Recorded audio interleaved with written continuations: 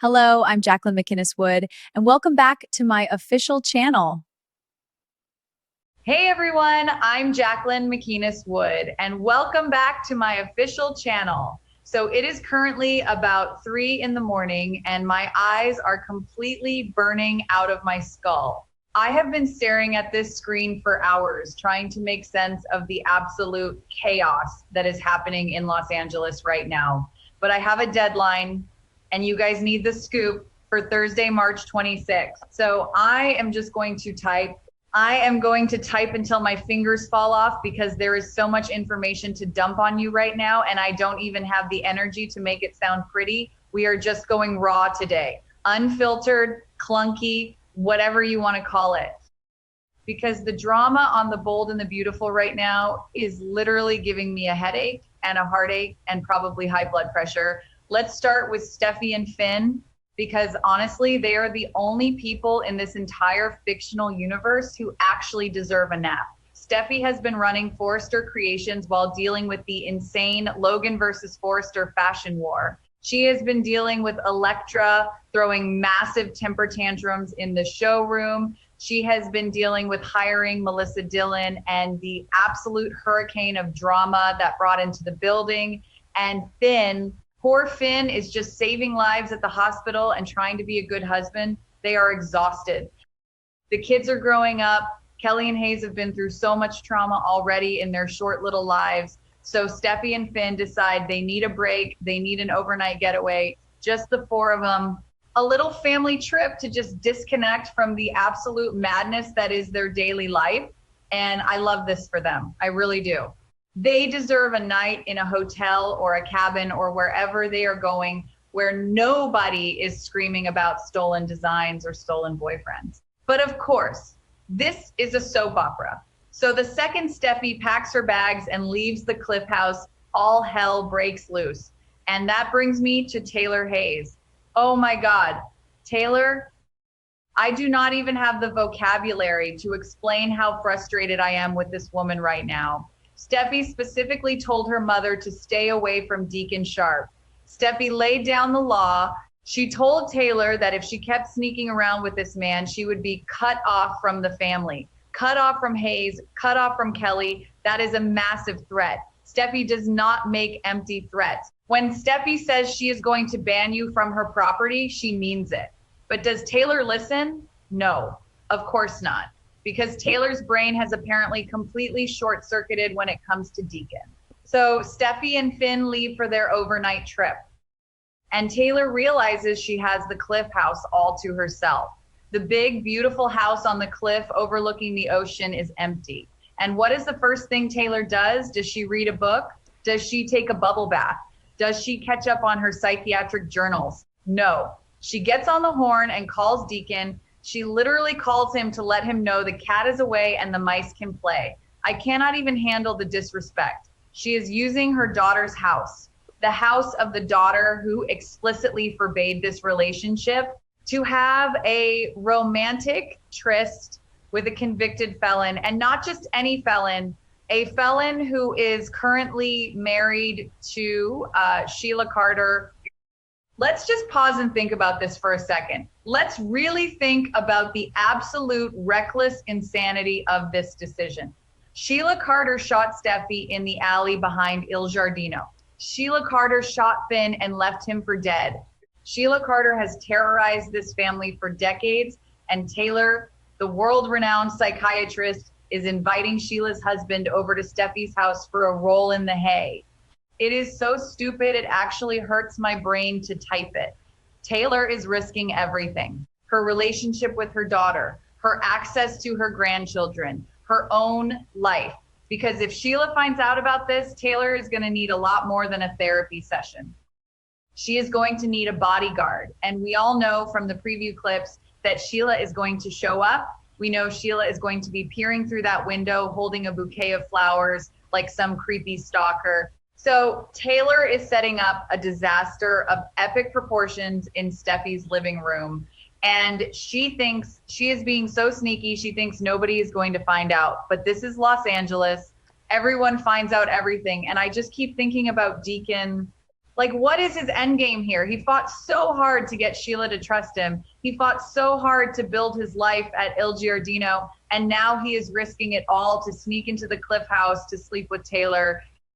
The thrill must be intoxicating for him because logically it makes zero sense. He is going to lie to his wife. He is going to sneak over to the house of the woman who hates him, and he is going to get into bed with Taylor. It is a recipe for absolute destruction. And I am here for the drama, but I am also just so exhausted by the bad choices. It is like watching a car crash in slow motion and you can't look away, but you also want to scream at the driver to hit the brakes. But let's move on. Let's move away from the Cliff House of Doom and talk about the younger crowd, because the mess over at Forrester Creations is just as bad, maybe worse, because it involves so much manipulation. So let's talk about Melissa Dillon. Dillon is a character that I have such a love-hate relationship with right now. Because on one hand, I get it. I totally get her survival instincts. This is a girl who was literally homeless. She was washing dishes to survive. She has trauma from being poor and having nothing. So when she finally gets a lifeline, when Steffi offers her a job as a receptionist at Forrester Creations, she grabs it with both hands. She refuses to let Elektra bully her out of the building. She needs this paycheck. She needs this stability. But then she overhears Ivy and Daphne talking in the design room, and she hears the truth. She hears the massive bombshell that Ivy Forrester is the one who broke up Will and Elektra. Ivy stole Elektra's letter. Ivy planted the broken necklace. Ivy is the puppet master. And Dillon confronts her. Dillon busts Ivy completely. And for a second, I thought Dillon was going to do the right thing. I thought she was going to march right up to Will and say, hey, your girlfriend didn't abandon you. Her crazy aunt sabotaged your entire relationship, but she didn't. And this is where the human element comes in. This is where it gets so messy and so real. Dillon looks at her situation. She looks at Will, who she is clearly falling for. She looks at her brand new shiny job at Forrester Creation.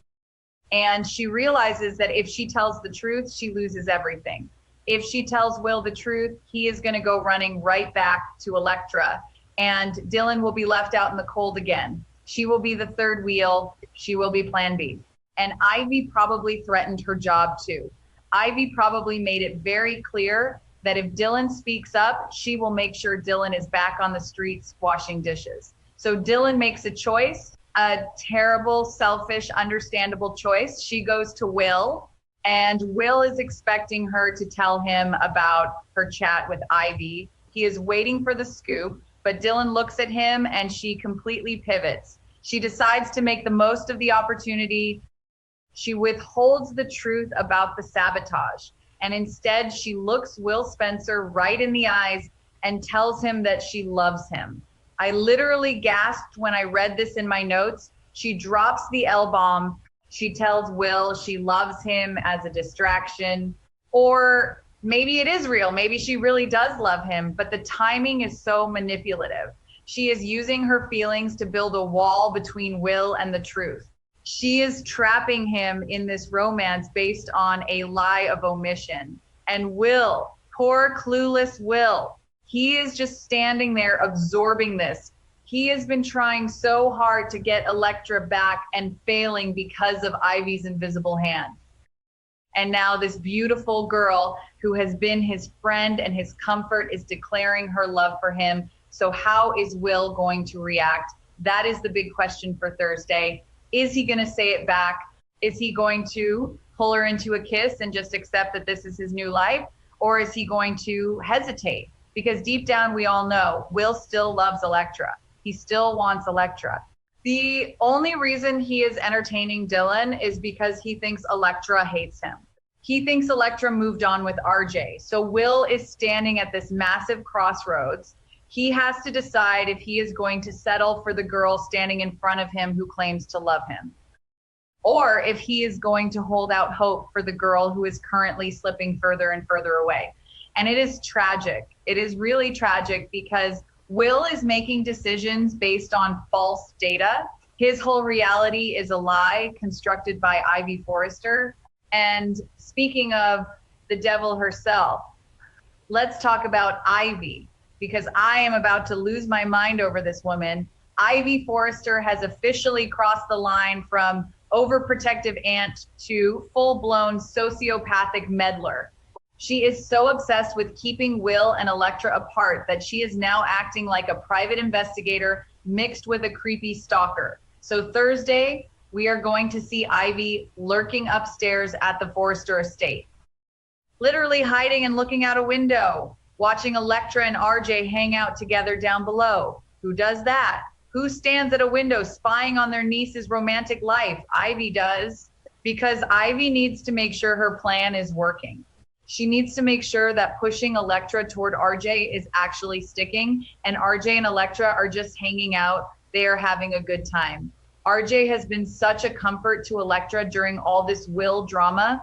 They had that moonlight swim. They had the private dinner. They have this undeniable chemistry. And RJ is a Forrester, a Forrester Logan hybrid, but he is safe. He is not a Spencer. And in Ivy's twisted mind, that makes him the perfect match for Electra. So RJ and Electra are together at the estate. Maybe they are by the pool. Maybe they are in the gardens, and they are getting close. The sparks are flying. They are probably flirting and laughing and forgetting about all the drama at the office. And Ivy is watching like a hawk. And she takes out her phone and she snaps a photo of them, a secret photo taken without their consent. Rumor has it she catches them sharing another kiss, or at least a very intimate moment. And what does Ivy do with this photo? Does she keep it in her camera roll for leverage? No. She blasts it all over social media. She publicly posts this private moment for the entire world to see. I just need to type this out to fully process how crazy this is. Ivy is a grown woman taking secret photos of young adults and posting them online to manipulate their love lives. She is doing this specifically so that Will Spencer sees it. She knows that Will checks his phone. She knows that seeing Electra locking lips with RJ on the internet will be the final nail in the coffin for Will's hopes of a reunion. It is so calculated. It is so cold. And the thing she says to herself while she does it, "You'll thank me one day, Electra," it gives me chills. It is that toxic family dynamic where someone does something horrible to you and claims it is for your own good. Ivy genuinely believes she is saving Electra from a lifetime of misery with the Spencer. She thinks she is the hero of this story. She thinks she is playing God with these kids' hearts and doing them a favor. But let's think about the fallout of this social media post, because it is going to be massive. First of all, Will is going to see it. And when Will sees that photo of Electra and RJ kissing, that is going to break him. That is going to be the moment he probably turns to Dylan and says, "I love you too, let's go to bed." That photo is going to push Will past the point of no return. And what about Electra? Electra is going to be furious, and she has every right to be. Imagine scrolling through your feed and seeing a photo of yourself kissing a guy and realizing it was posted by your aunt who you trust, your aunt who you live with. Electra is already so unhinged right now. She is already screaming at people in the showroom and throwing fits. When she finds out that Ivy is publicizing her budding relationship with RJ without asking her, she is going to explode, because it is a massive violation of privacy. And it also makes things so complicated for Forrester Creations. I mean, RJ and Electra work together. They are part of the same family business, even though they have no blood connection. To the outside world, it looks messy. The public might not understand the complex family tree of the Forresters. Ivy's photo could cause bad press. It could force the company to answer weird questions about their employees' relationships. It is just messy. And Ivy doesn't care. She only cares about winning. She only cares about defeating Will Spencer. And I sit here typing this, and I just think about how all these storylines are connected by lies. Taylor is lying to Steffi. Deacon is lying to Sheila. Dylan is lying to Will. Ivy is lying to everyone. The entire fabric of the show right now is just built on these massive secrets that are ready to detonate. Like, imagine the explosion when Steffi comes home from her nice, relaxing trip with Finn. She walks into the Cliff House expecting peace and quiet. And she finds out her mother was rolling around in her bed with Deacon Sharp. Steffi is going to go nuclear. She is going to pack Taylor's bags and throw them off the actual cliff. And she will be justified because Taylor broke the ultimate rule. And imagine the explosion when Will finally finds out the truth, because the truth always comes out. It might take weeks, it might take months, but eventually Will is going to find out about that stolen letter. He is going to find out about the broken necklace on the desk. He is going to find out that Dylan knew the whole time and chose to say, I love you, instead of telling him the truth.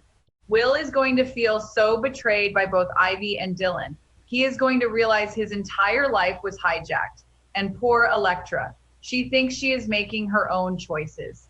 She thinks she is moving on with RJ because Will didn't want her. When she realizes her aunt engineered her heartbreak, it is going to destroy their relationship. Electra has been counting on Ivy. Ivy is her family. To be betrayed by your own blood like that is devastating. And RJ is just catching feelings. He thinks Electra genuinely likes him, and maybe she does, but their relationship is being accelerated by Ivy's meddling. RJ is a pawn too.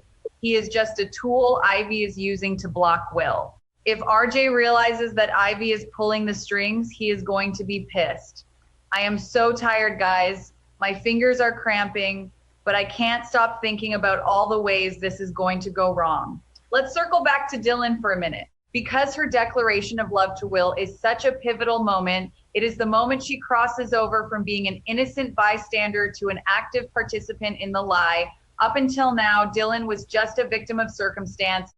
She kissed Will at the beach house, yeah, but they were broken up. She took the job at Forrester, yeah, but she needed the money. But keeping Ivy's secret, that is a choice. That is a malicious choice disguised as self-preservation. When Dylan tells Will she loves him, she is sealing her own fate, because you cannot build a healthy relationship on a foundation of deception. She is going to be looking over her shoulder every single day. Every time Ivy walks into the room, Dylan's heart is going to drop. Every time Daphne looks at her, Dylan is going to panic, because Daphne knows too. Daphne is the wild card in all of this. Daphne is married to Carter Walton.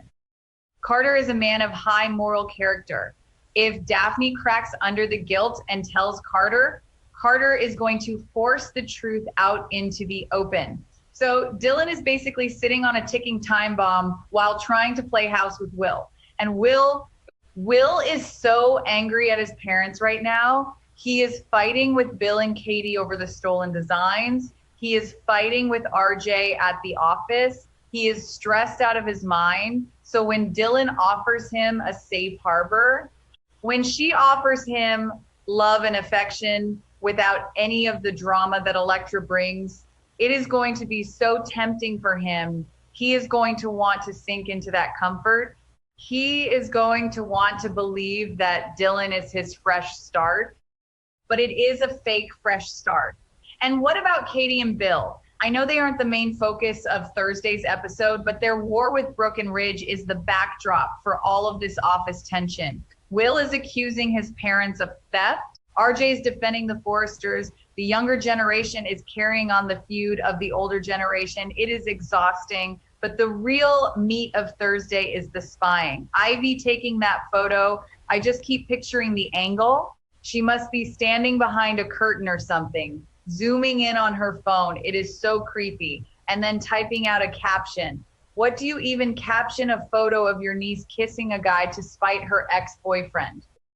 Probably something vague but pointed. Something like young love at the Forrester estate or moving on to bigger and better things. Ivy is a master of passive-aggressive social media, and the moment Will sees it, because you know he is going to see it. Maybe he is sitting with Dylan. Maybe Dylan just told him she loves him, and his phone buzzes. He opens Instagram or whatever app they use in this universe, and boom, there is Electra, the love of his life. the girl he has been trying to get back, kissing RJ Forrester, the guy he has been arguing with all week. It is going to be a gut punch. Will is going to feel like an idiot for trying so hard. He is going to feel like Elektra completely played him. And in that moment of vulnerability and anger, he is going to turn to Dylan. He is going to look at this girl who just declared her love for him, who hasn't betrayed him as far as he knows, and he is going to choose her. Ivy's plan is going to work perfectly, and Ivy is going to sit back and sip her tea and think she is a genius. She is going to think she saved the day. But she is actually just creating a massive web of trauma for these young adults. And speaking of trauma, let's go back to Sheila. Sheila Carter standing outside the Cliff House. The woman is a menace. She is a literal monster. And she is standing outside the door with a bouquet of flowers. It is so absurd, it is almost comical. She wants to thank Taylor. She wants to thank the woman who she thinks saved her marriage. The irony is so thick you could cut it with a knife. Sheila is bringing flowers to thank the woman who is currently naked in a bed with her husband. If Sheila looks through that window and sees Deacon, if she sees his face or his clothes on the floor or anything that gives him away, the show is going to explode. Sheila does not handle betrayal well. She cuts off her own toes to fake her death. Imagine what she will do to Taylor if she finds out Taylor is sleeping with her husband. Taylor is basically signing her own death warrant. And Deacon knows this. Deacon knows how dangerous Sheila is, but he can't help himself. He says to Taylor in the promo, I fought this as hard as I could, but nothing is going to keep us apart. It is that toxic, fatalistic soap opera love, where the danger makes it hotter. They are getting off on the risk of getting caught, but the risk is real. It is not a game. Sheila is a killer. I am just so stressed out for all these characters, even the ones making terrible choices, because the fallout is going to be so severe. Steffi is going to lose her mind. She is trying so hard to protect her family. She laid down the boundaries. She told Taylor exactly what would happen, and Taylor completely ignored her. When Steffi finds out, she is going to have to follow through on her threat. She is going to have to ban her own mother from seeing her children. That is a heartbreaking decision for a daughter to make, but Steffi has to put Kelly and Hayes first. She cannot have Sheila Carter's husband hanging around her kids. It is a massive security risk, and Taylor is going to cry and play the victim. She always does.